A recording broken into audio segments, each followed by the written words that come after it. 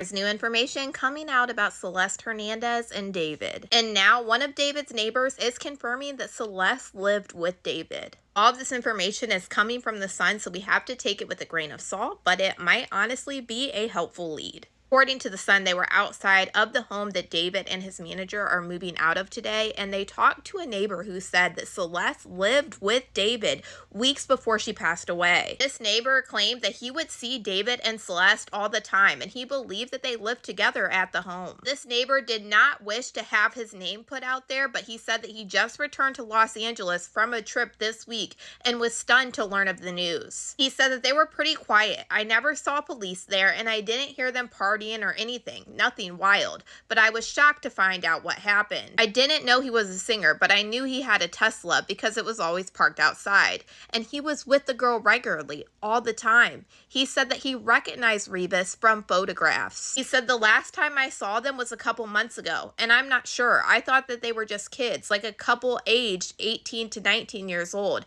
I had no idea. It's crazy. He went on to say that I'd be in my car and we'd acknowledge each other and say hi, but that was about it when they were heading to the store or wherever. He said, I did ask him about his Tesla because his car was hit and he never fixed it. He didn't really say what happened. I did find this part interesting. I was watching the Leonard Files earlier today, and this is a host from the news station NBC LA that does this podcast, and they are one of the news stations that actually talked to Celeste's brother. And Celeste's brother told this news station that on the day that Celeste went missing for that whole year, that she left with David to the movies and that he knew that she was dating David. But allegedly, David would regularly pick her up in his Tesla, the same one that she was found in. Anyways, this news station's podcast, they were talking about how and when the Tesla was found. In the documents of this citation that David got for not moving his vehicle, it said that they first came out on August 27th of 2025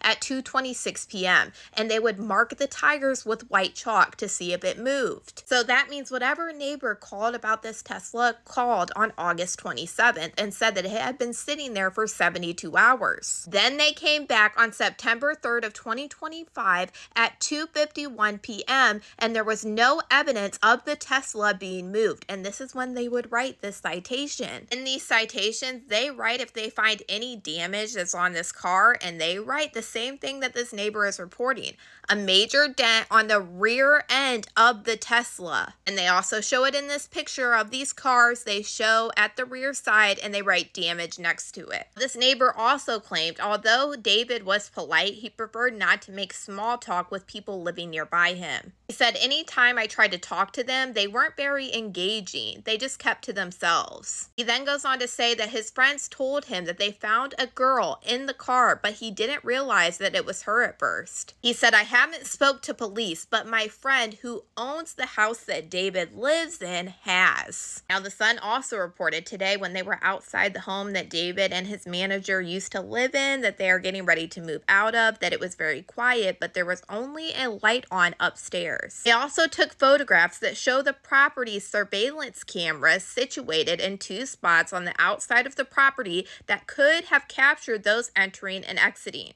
And they also say that they obtained an image that shows a Ring doorbell camera on the front entrance recently smashed with plastic debris scattered on the ground. They added these pictures of the surveillance photos that we already seen from people like TMZ. And here is this Ring doorbell that was in pieces. And this is the first that we are hearing of this Ring doorbell. Another very interesting thing that I caught is one of David's friends, Aisha Collins, who we have seen a lot in photos with recently since this David situation has been going viral, posted to her TikTok and said, the investigation is ongoing. I will speak on things when I can and when I feel ready. Please respect my privacy and allow for the police to do their job. So I'm not sure exactly what all she might possibly speak on when she is ready, but it's very interesting that she did post this to her TikTok. For now, y'all let me know what you guys think about all this in the comments.